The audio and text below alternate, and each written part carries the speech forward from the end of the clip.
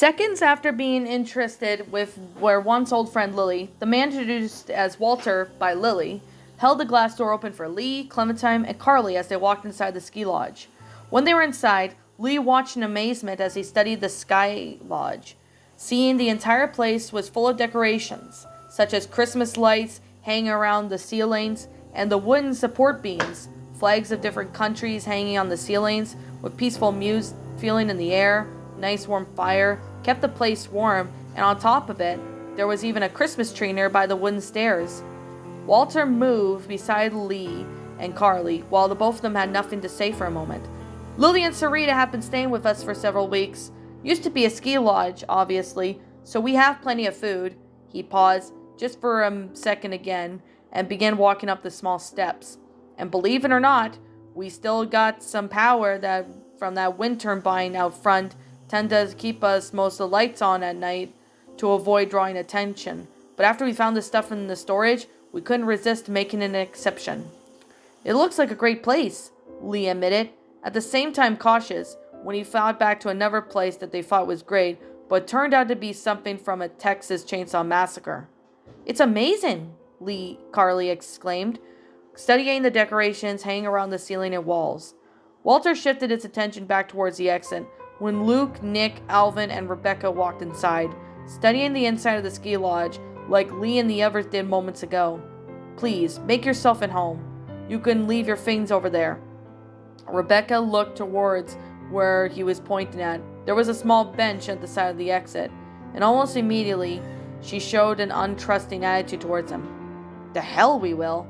Yeah, I'm holding on to my rifle, thanks, Nick declined, having the same attitude as Rebecca did, untrustworthy. There are guests here, Walter reassured them, speaking in a soothing voice in an attempt to keep them from worrying. There's no need to worry. Tell her to put his gun down then. Nick quickly responded, referring to Lily, who was still holding her Winchester Model 70 in her hands. Walter turned towards Lily for support, wanting to know the other group they were still trustworthy. Lily? Lily hesitated for a moment, before turning to Lee for support, knowing that he was good at making good, delicious, and possibly due to her being a member of the group. Can you trust these people, Lee? If you tell them they're good, then I'm good. Yeah, you were the one aiming the gun at us, Nick argued. Only because you drew first, Lily countered, allowing her temper to get the best of her that gave her a slight angry expression. We're cool, okay? Hey, we're cool, Luke quickly reassured them, sensing that things were about to get bad again. Lee? Lily still wanting an answer from him, if he trusted the group or not. Lee looked back at the groups for a moment, and while they were still arguing with one another, he did not want no one else to get into more fights, especially with his girlfriend and adoptive daughter present. Everyone calm down. Look, everyone's cool. We all said our things there at the same time, okay? Everyone obeyed his request and remained silent for a moment. The only thing they could hear was music in the background. The doors opened shortly after, revealing it to be Sarita, who had laid Carlos, Sarah, and Pete into the cabin. Sarah got somewhat enthusiastic when she saw the Christmas tree in the stairs. Dad, look, a Christmas tree. Now, Sarah, Carlos declined, placing a hand onto her arm to keep her from wandering away. By the looks of it, he wanted to make sure this place was okay before letting his daughter out of sight with it. Isn't this great? Sarita said to Sarah. We found it all in the storage. It is amazing, Sarah admitted, admiring the Christmas decorations around the ski lodge. Lily still hesitated for a moment, trying to decide or not to put their rifle down. But when seeing Clementine and Sarah, it soothed her attitude for a moment. For the sake of the children being present, she walked over towards a small bench and set her rifle down. The members of the opposite group finally decided to place their items down on the small wooden bench. Luke was the first one to walk over and set his machete down. Nick followed suit. Carly set her Glock 17 down, and the others did too, setting their weapons and supplies down. Good, Sarita smiled, beckoning for the others to follow her once everything was settled down. If you follow me, I'll show you where you can all sleep. As soon as everyone else was gone, Lily beckoned for Lee, Carly, and Clementine to follow him, where they could privately talk to catch up on old times. The four of them walked over towards a small living room with the comfortable chairs and a nice warm fire to keep them all warm in this weather. Lily sat down on the single sofa, while the trio, Lee, Clementine, and Carly, sat on the big comfy couch, with Clementine in the middle, Carly on the left, and Lee on the right. The four of them remained silent for a moment, unsure of what to say to one another. Lily was the first to speak of a moment of silence. She closed her eyes with her head lowered down sheepishly, looking somewhat regretful and in sadness. Lee, when I shot Ben, it's haunted me ever since. She paused and turned her attention towards the older man. I never wanted to shoot him. I was just so worried for our group. I let the anger get the best of me. What exactly are you trying to say, Lily? Lee inquired, already knowing where she was going with this.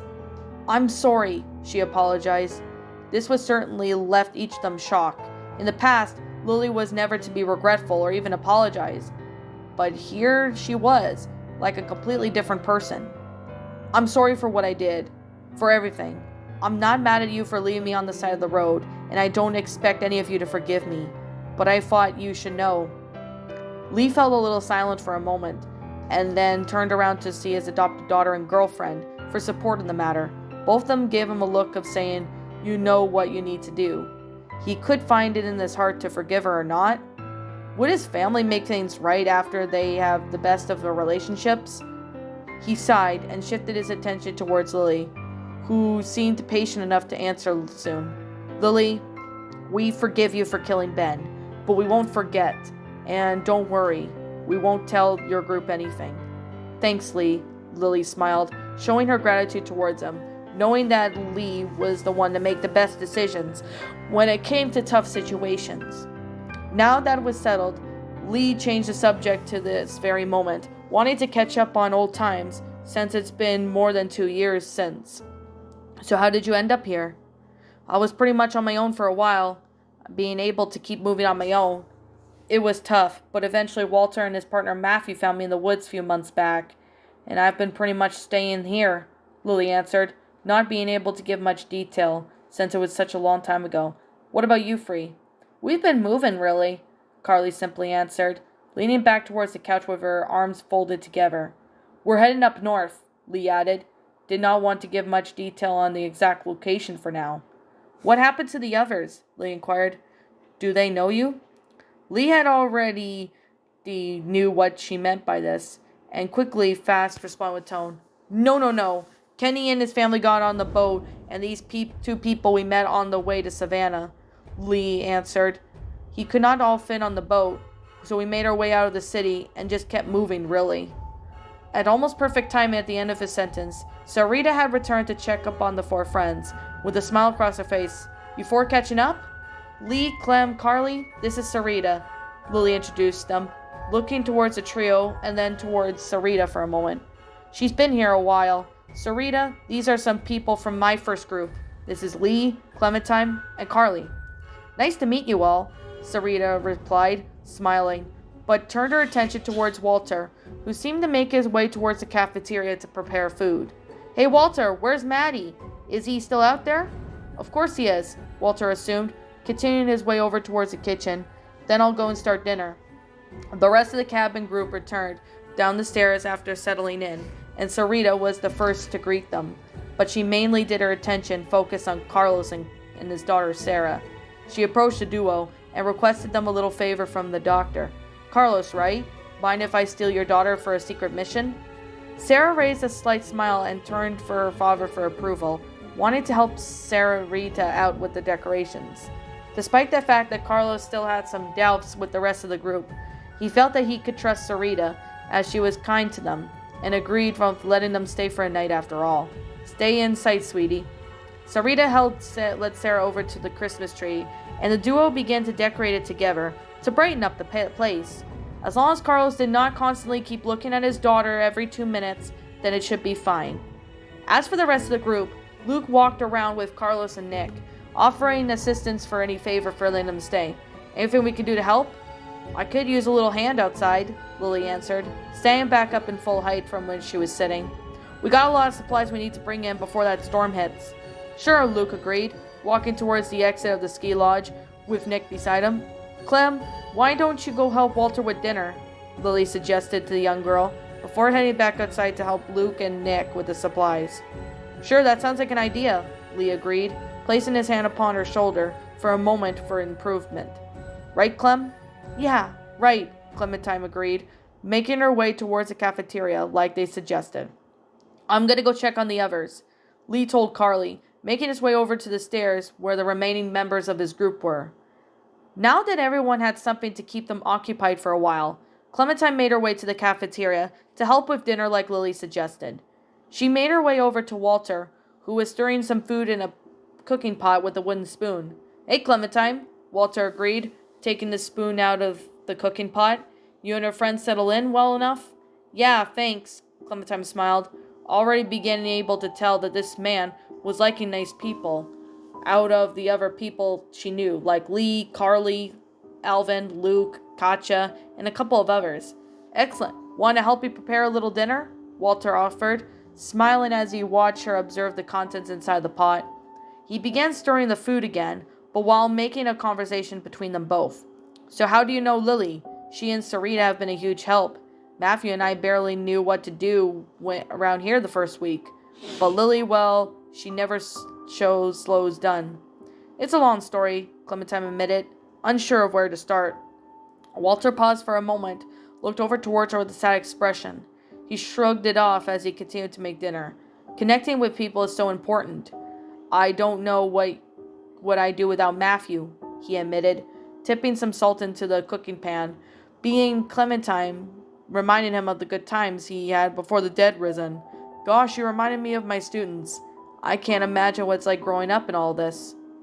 Everyone underestimates me, Clementine replied, showing that she was useful in many ways, despite her young age. I expected you use that to your advantage, Walter wondered. Sometimes, Clementine admitted, shrugging off her shoulders slightly before crossing her arms together. Smart girl, Walter replied, dipping his spoon upon the food for a little piece of him to taste. It's almost done. Would you like to do the honor of tasting the first course, madame? Clementine stared in this pot of cooking for a moment, and the slight contents made her a little queasy. Looks good. What is it? Leah Walter's surprise, an animal game salad with a piece rooks, Walter answered, speaking in some kind of like a Polish language that Clementine didn't seem to understand. It's peaches and beans. It's all we've got. Walter then surprised for a moment and picked up one of the empty cans to show towards Clementine to her surprise. It did look very familiar. Striking resemblance. Her eyes widened for a moment when seeing the empty can, but she quickly shrugged it off before he would notice. The man who shot Nick owned the exact same cans as he did. Could be related to the group, but some chances. Anyway, I'll take it from here, Walter replied, carefully picking up the cooking pot in his hands and from the stove. He began humming a song to himself as he walked away from Clementine's sight. Now that the cooking was out of the way, Clementine wandered off on her own to check the ski lodge more. She kneeled down on the radio and picked up one of the CDs sitting beside it, reading the contents. Justin Jared's concert, October 13th, 1998. She looked down towards the Christmas tree that was currently being directed by Sarita and Sarah, and was happy to see it brought back some memories. Memories of the past. I haven't seen one of these since. While Clementine was observing the place nearby, Sarita and Sarah were still decorating the Christmas tree together. As they continued decorating, Sarita began humming a song to herself that Sarita or Sarah seemed to take interest into. What's that song you're singing? Sarah inquired. Good King Wenceslas, Sarita answered, while trying more decorations on the tree. It's my favorite Christmas song. What is it about? Sarah asked. Well, it's about a king that brings food to a poor man, and the king and his servant march all night in the cold winter storm to reach the man. The storm is very strong. After a long time, it gets too cold that the servant can't go on, but the king tells the servant just to keep stepping in his tracks, Sarita explained, while taking a deep breath and began singing some of the songs to Sarah. Mark my footsteps, good old my age, Fred fold them boldly, Thou shalt find the winter's rage, freeze thy blood lost coldly. I don't get it, Sarah replied, unsure of what these strange words exactly mean in English terms. Sarita chuckled a bit in a response, before going to explain her song in a kind way. That means it's kind of like doing good things for people can be good to you too. But the servant wouldn't have been out there in the first place if the king hadn't made it to him. Sarah quivered, confused on how it was good. Good point, Sarita agreed. Chuckling a bit for a moment, she placed her hand upon her hip as she studied the tree before seeing a familiar face approach them. Clem, we could use some help. Here, Sarah, take this string and hand them over there. Clementine helped out for a moment, hanging out some of the more bulbs on the tree, since she had nothing to do for a while. You knew Lily before. It must be incredible to see her again, Sarita admitted, remembering back to the day Lily arrived at the ski lodge. I remember when Walter and Matthew brought her back here. She used to be angry a lot, but well, she's different now. But you must be glad.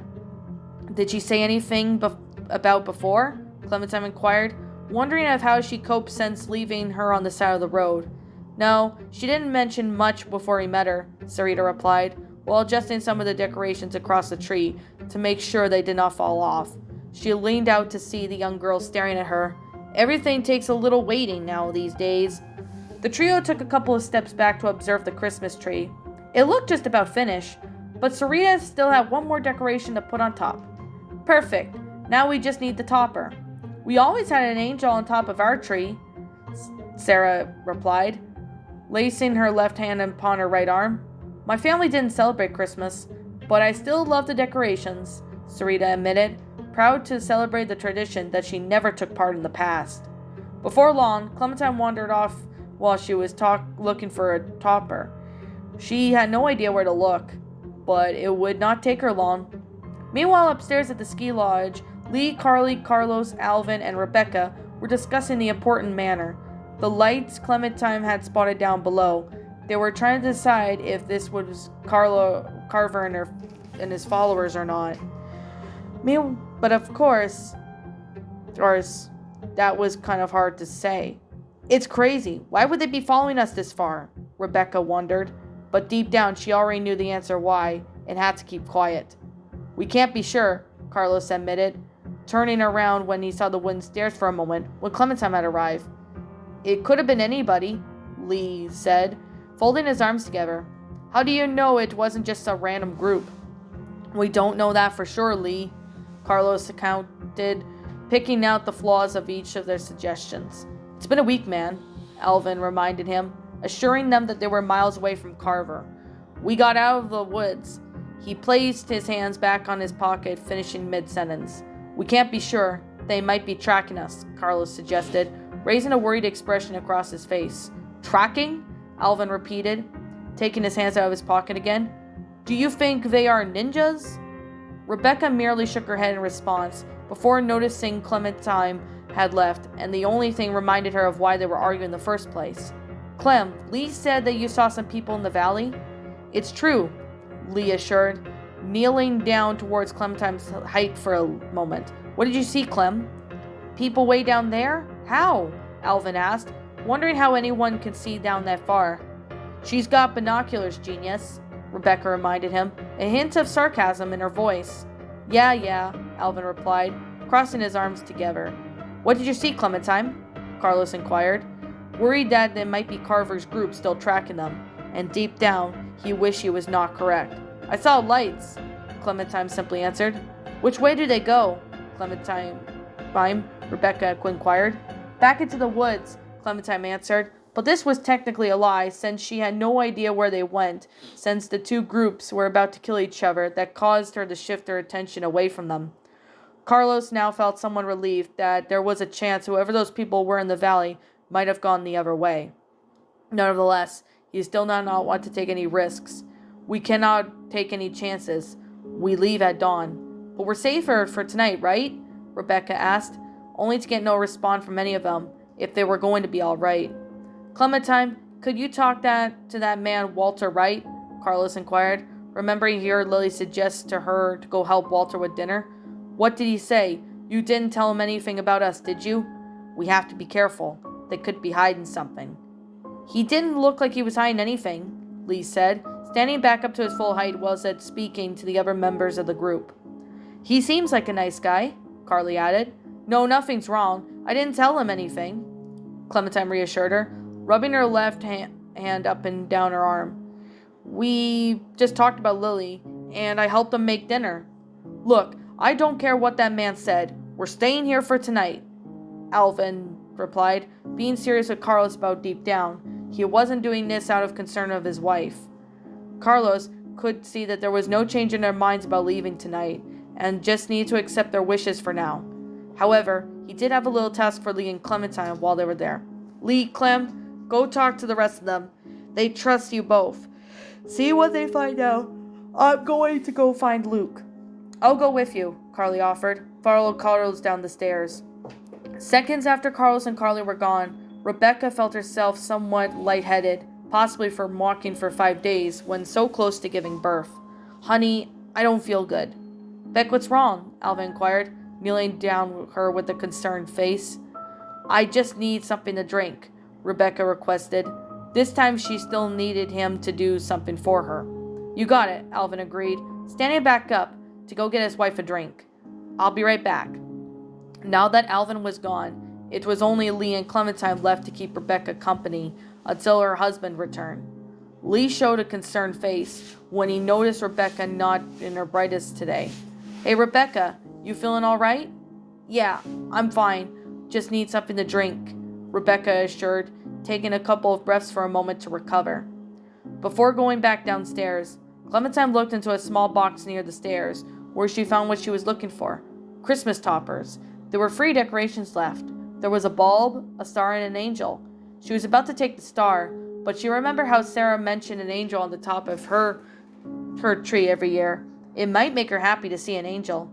Once she had the angel for the topper, Clementine made her way to the top of the stairs, leaned over and placed the angel carefully on top of the tree.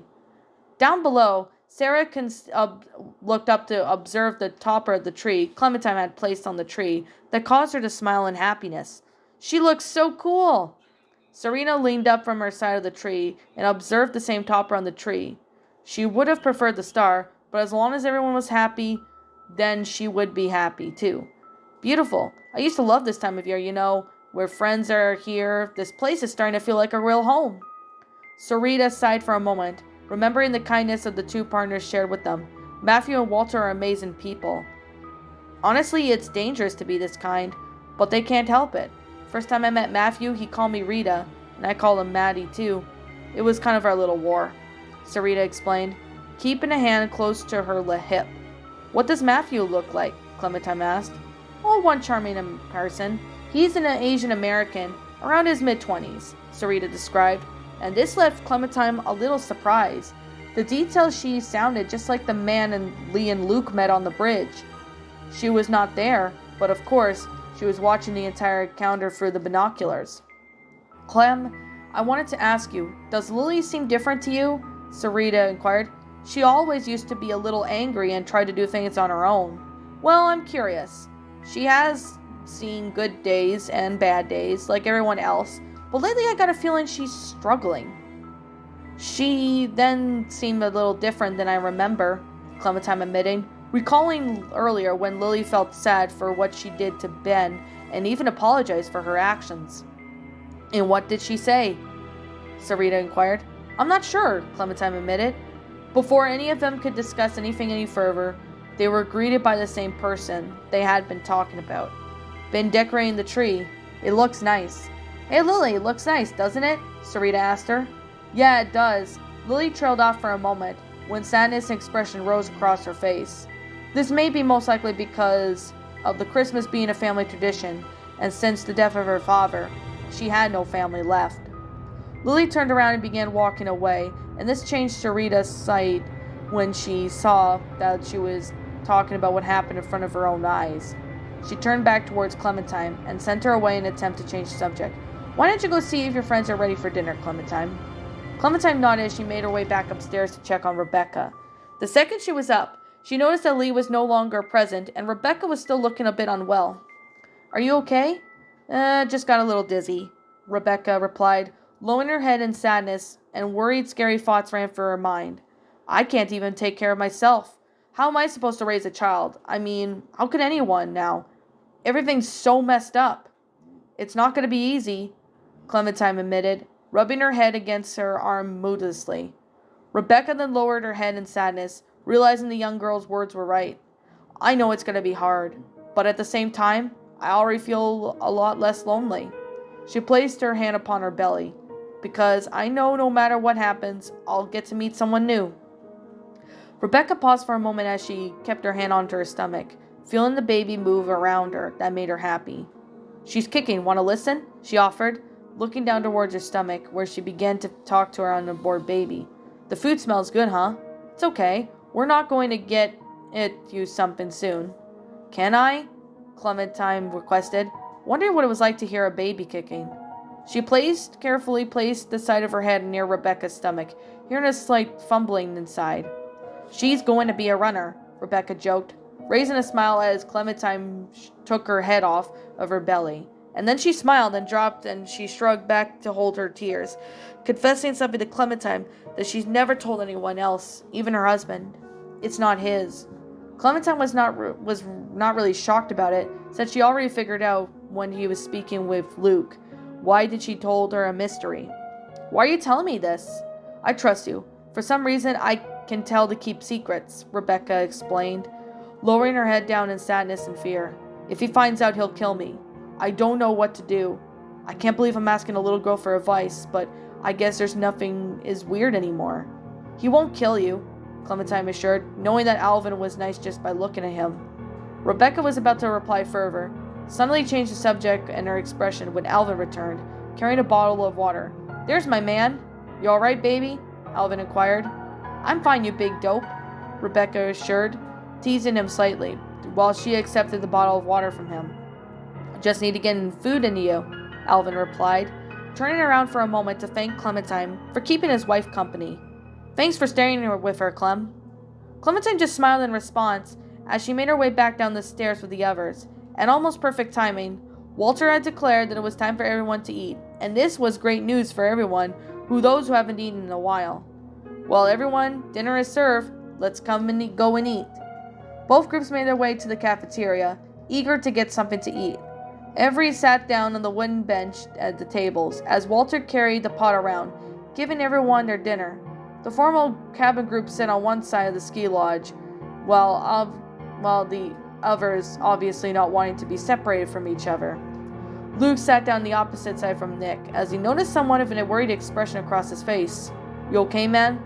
Yeah, I just wish I hadn't pulled the trigger, Nick replied, closing his eyes at the thought of shooting Matthew raced through his mind. Just try to forget it, Luke advised, acting like a brotherly figure towards him. Everyone had sat down to eat their dinner, despite the fact they live in a big world full of undead roaming around and sickos who even try to kidnap, torture, or steal from those who are weak. This Christmas dinner seemed nice and even brought back some happy memories for them. Maybe there was still hope in this world after all.